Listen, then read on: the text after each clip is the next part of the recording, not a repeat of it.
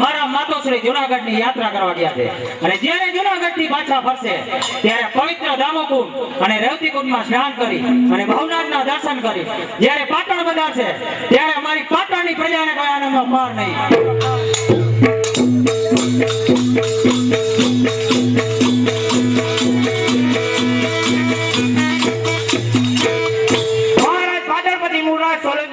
રાજમાતા આવી ગયા છે. અરે શું કહ્યું? રાજમાતા પાછા આવી ગયા છે? હા, અને અહીં પધારી રહ્યા છે. અરે સુબેદાર, તો કોઈક જરૂર માઠા સમાચાર હોવા જોઈએ.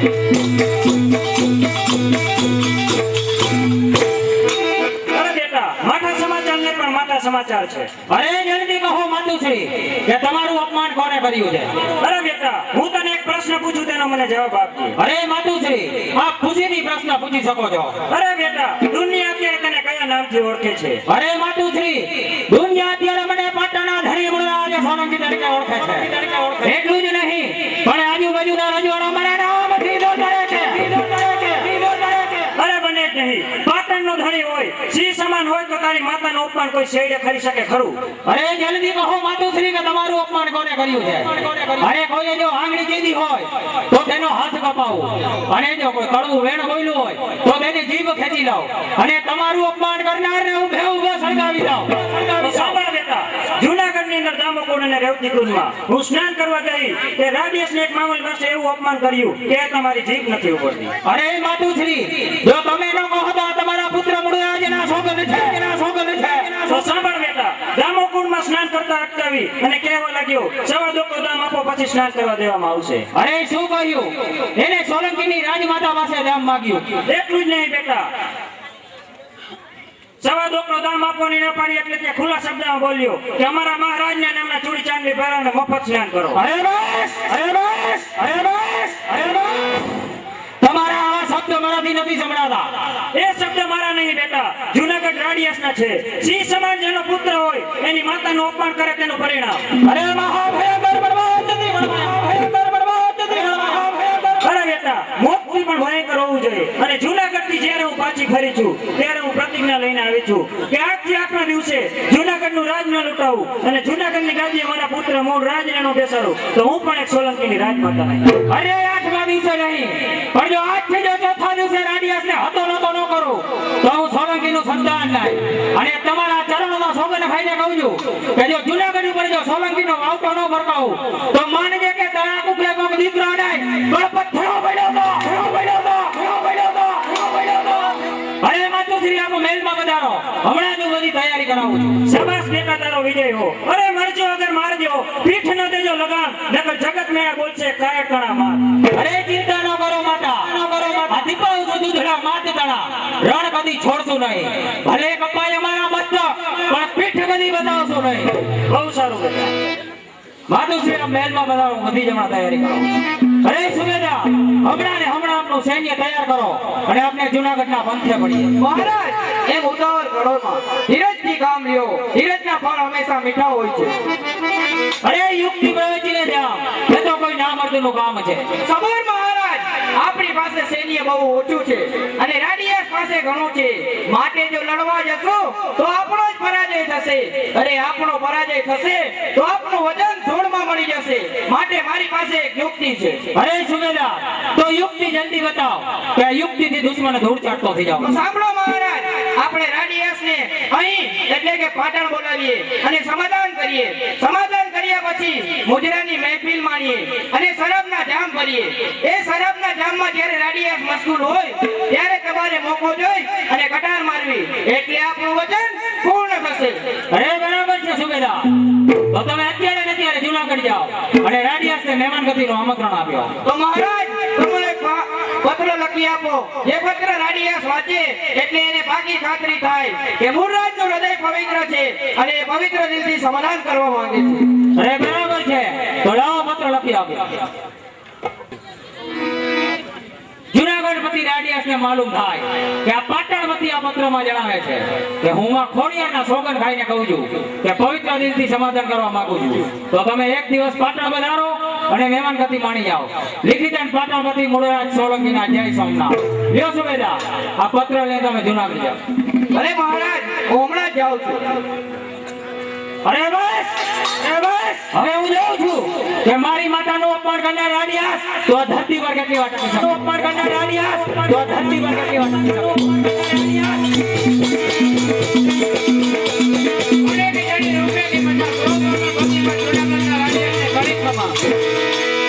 એમ પ્રધાનજી, દામોદર કુંડ અને રેવતી કુંડના શું સમાચાર છે? કાલે પાટણપતિ સોલંકીના રાજમાતા સ્નાન કરવા આવ્યા, તેની સાથે શું વાદ વિવાદ થયો તે કહો. તો સાંભળો મહારાજ, પાટણ સોલંકીના રાજમાતા આવ્યા હતા અને તેમની પાસે મેં સવા દોકડો દામ માંગ્યો અને તેને સવા દોકડો દામ આપવાનો ઇનકાર કર્યો. તો મેં તેમને કહ્યું તમારા કહેવા મુજબ કે સવા દોકડો દામ આપો અને પછી સ્નાન કરો. તો કે સવા દોકડો દામ આપવામાં આવશે નહીં. તો દામ નહીં આપો તો મેં એને એમ કહ્યું કે અમારા મહારાજના નામનો જોડી ચાંદલો ફેરવી લ્યો અને પછી ખુશીથી સ્નાન કરો.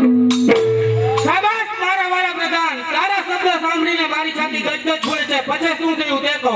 તો સાંભળો મહારાજ, પાટણની રાજમાતા ગુસ્સે થઈ ગઈ અને ગુસ્સે થઈ અને પ્રતિજ્ઞા લઈને કહી છે કે આજથી 8મા દિવસે જૂનાગઢના ગાદીએ મારા પુત્ર મૂળરાજને ન બેસાડું તો પાટણની રાજમાતા નહીં. અરે એ પાટણની શું તાકાત છે કે જૂનાગઢ સામે નજર રાખે?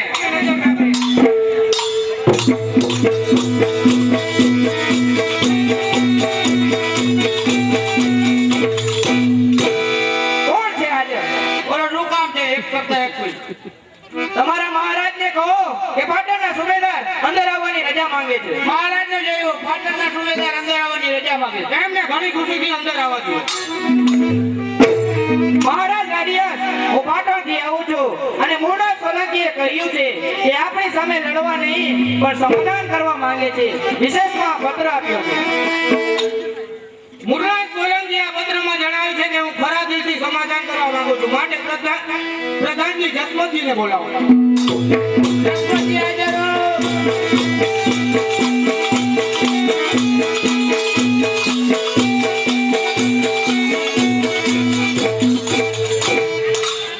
અરે ન્યાયથી જોગતો આ રાજ દરબાર માં અંબા તણો અહીં વાત છે. અરે યુગો યુગ અમર રહે આ સોરઠ તણો ઇતિહાસ છે. મહારાજને જસવંત આહિરના પ્રણામ. મહારાજ અચાનક બોલાવાનું કારણ એ જ કે આપણે પાટણ જવાનું છે. અત્યારે પાટણ જવાનું કારણ મૂળરાજ સોલંકીએ સમાધાન કરવા તેડાવી છે. તો ચાલો પાટણના પંથે પડીએ. ચાલો મહારાજ પાટણના પંથે પડીએ.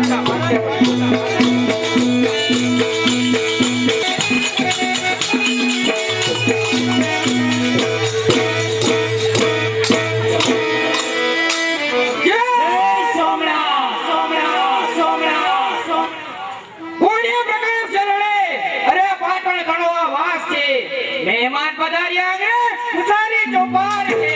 રંગા અહીંયા હસ્તી આનંદ અહીં ભરપૂર છે.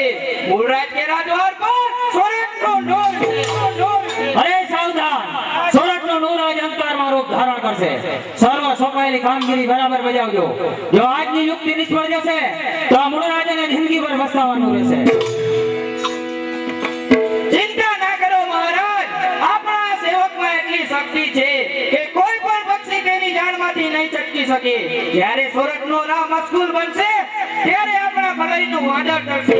તેના તાંડવમાં સોરઠનો રાહ નહીં બચી શકે. અરે છૂટશે ભલાઈ હાહાકાર સગડે થઈ જશે. આપણે છીએ દોષી હવે એમ કોઈને ના જશે. શાંત થઈને નિરખશું, જે પ્રલય એવો પ્રગટશે. હાથ પેટી જણો વેર એ રીતે પૂર્ણ કરશે. અરે વેરની આગ તો ત્યારે જ બુજાશે કે સોરઠના રાનું નામ નિશાન નીકળી જશે ત્યારે. અરે એક એક કાંટા ઘેરા સાફ કરનાર છું. આ દુશ્મન મારો મરે અને શાંતિ ધનાર છું. વેર કેરી આગમાં હોમી જેના કુળને આ ધિક્કાર છે મારી જિંદગીને. ઉફેડું રાડિયાસના કોને. સાવધાન મહારાજ, દીવાલને પણ કાન હોય છે. આપણી કપટજાળ જો દુશ્મન જાણી જશે આપણી બાજી ધૂળમાં મળી જશે. અરે કોઈ પરવા નહીં, દુશ્મન આવાસમાં પહોંચી ગયો છે અને કદાચ જો દાવ પેર ખુલ્લા પડી જશે તો તેને પહોંચી વળવાની આ મૂળરાજના કાંડામાં ભરપૂર શક્ય છે. છતાં પણ તે સોરઠનો સિંહ છે. સોરઠી જવા મન એકલા હાથે પોતાનો માર્ગ કરવાની શક્તિ ધરાવે છે. અરે અમૃત થકી ઝેર દેવું વેસ્ટ છે. સમય સમજી શૂન્ય માફક નમી જવામાં જ સાર છે. અરે ચિત્તો નમીને ઘા કરશે એ જ આ જગતનો વ્યવહાર છે. મહારાજ મહેમાનો આવી પહોંચ્યા હોય તેમ લાગી રહ્યું છે.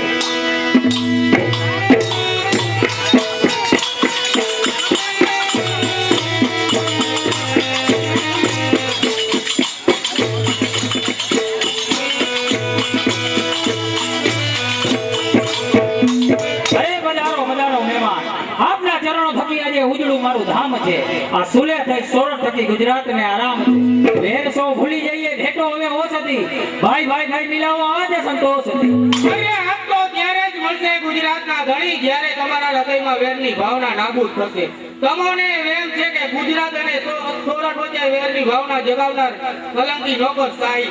અરે સર્વ સમજે છે કે આજે મારું આમાં જુનાગઢના ધણીએ સ્વીકાર્યું છે અને ગુજરાતના મહેલને પાવન કર્યો છે. ગુજરાતના ધણી એથી જ આપને પૂછું છું કે હાથીના દાંત ચાવવાના જુદા અને બતાવવાના જુદા હોય છે. એ રીતનું દિલ તો નથી ને? અરે સોરઠી સોમનાથના સોગન ખાઈને કહું છું કે હું જુનાગઢ સાથે મિત્રચાર ઈચ્છું છું. સુબેદાર તો આજે આનંદનો દિવસ છે. મારા મહેમાનોને શરાબના જામ ભરી અને વેરના ડંખને જળ મૂળથી ધોઈ નાખો. અરે જરા સબર કરો સોલંકી. શરાબના જામ મંગાવતા પહેલા મને એ વાતનો જવાબ આપો કે દિલમાં ડંખ તો નથી ને? અરે દગાબાજના દાવ પેચ ખેલવાના ગોટ તો નથી ને મુરજ? અરે એ શું બોલ્યા જસમતજી? દગાબાજી કોનાથી? સોરઠના રાથી? નહીં નહીં. જ્યાં સુધી જુનાગઢની જગતમાં આપણા જેવા આહીર મરબચ્ચા બેઠા છે અને બોદર ગુંડો ઉગતો ભાણ જેવો જો દેવાય રાણા માટે માથા આપવા તૈયાર છે ત્યાં લગી રાડિયા સાથે હું કે દગાબાજી કરનારો માયકો હું જોતો નથી. ગુજરાતના ધણી એથી જ હું તમને પૂછું છું કે હાથીના દાંત ચાવવાના જુદા અને બતાવવાના જુદા હોય છે. એ રીતનું દિલ તો નથી ને? અરે ડંખ દેતી વખતે જે યુક્તિ સાપની હોય છે તે યુક્તિ ગુજરાતના ધણીની તો નથી ને મુરજ? અરે વધુ પડતી નમ્રતાનો અવળો અર્થ ન કરો અહીં. હું માં ખોડિયારના સોગંદ ખાઈને કહું છું કે જુનાગઢ સાથે મિત્રચાર ઈચ્છું છું. મહારાજ રામ તૈયાર છે. અરે તો પેલા મહેમાનને આપો. આ લ્યો જુનાગઢના ધણી. આ સિદ્ધારો સ્નેહ ભર્યો જામને ભૂલી જજો સૌ વેરગેરી દિલમાં શાંત. અરે તમને કે હોય પરંતુ મુરરાજની વાણીમાં કંઈક મર્મ છુપાયેલો છે માટે સાવધ રહેવું જોઈએ. નહીં તો રાના રક્ષણ માટે સાથે આવેલા આહીરની કીર્તિમાં કલંક લાગી જશે. દેવાયત બોદરને મોઢું બતાવવું પણ મુશ્કેલ બની જશે માટે સાવધાન રહેવું જોઈએ. અરે ઓ મર્મ આહીર, તમે કેમ સ્થિર બની ગયા છો? સુબેદાર એમને પણ જામ આપો. ક્ષમા કરો મહારાજ, રાજાઓ સાથે જામ લેવાના કામ આ સેવકના નથી. અરે ઓ આજે આનંદનો દિવસ છે. આમાં કોઈ નાના મોટાની જુદાઈ ન હોવી જોઈએ. મહારાજ હું શરાબ પીતો નથી. અરે તો તારી સામે ગુજરાતનો ધણી હાથ લંબાવે છે. અરે આહીર રાતારીથી તેનો ઇનકાર કરે છે. જવા દો મહારાજ, કોઈની ટેક છોડાવવાથી શો ફાયદો? અરે બધા જ નશામાં ચકચૂર બને અને આ એક જ સાવત છે, ઠીક ન કહેવાય. સમયનો રંગ કોઈને નહીં છોડે મહારાજ. અરે બરાબર છે. તો આજે આનંદનો દિવસ છે તો સારામાં સારી એક રાજમાંથી નૃત્ય કલાને બોલાવો.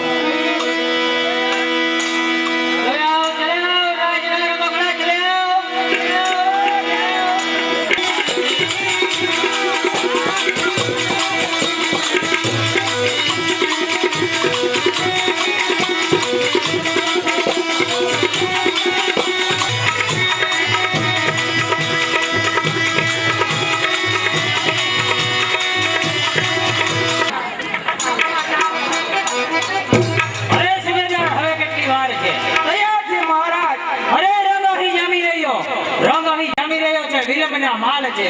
વેર કરવા પૂર્ણ અહીં સરજામ પણ જામ પણ. અરે દગો મહારાજ મહારાજ.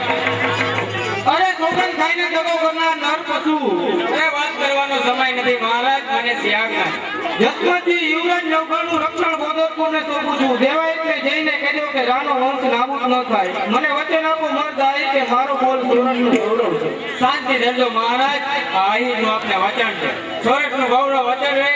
યુવરાજ નવઘણના રાજ્યાભિષેક માટે બોધરપુરનો એક એક જીવ ફના થઈ જાય. અરે પરંતુ અહીંથી તું છઈ સલામત છટકી શકે ત્યારે જ ને. રે વાત છે વાત છે વાત. મને કેદ કરતા પહેલા તમારે બેયને બીજી વાર જન્મ લેવો પડે. અરે અહીં રૂબો એકલો ત્યાં મારનારા મરી ગયા. અહીં રૂબો એકલો ત્યાં મારનારા મરી ગયા. કોણ આંગળી ઊંચી કરે ત્યાં નમાલા ભેળા થાય. અરે છટ! અરે ન જાણજે ખાડા ખમો ખાબોચિયા ન જાણજે ખાડા ખાબોચિયા આ તો મહાસાગર તણો ધોધ છે અરે ન જાણજે કમોસમના વાદળો અરે ન જાણજે કમોસમના વાદળો તો સાડી મેઘધણો વળવળાટ છે અરે છટ બકવાસ કરતી અરે બકવાસ કરીને માં અને ધરી લે હાથમાં તલવાર ને આ રોકી શકે તો રોકજે આ મુળો જે કરી સમજે હોશિયાર જય માં ભોળિયા અરે હોશિયાર જય સોમનાથ જય સોમનાથ જય સોમનાથ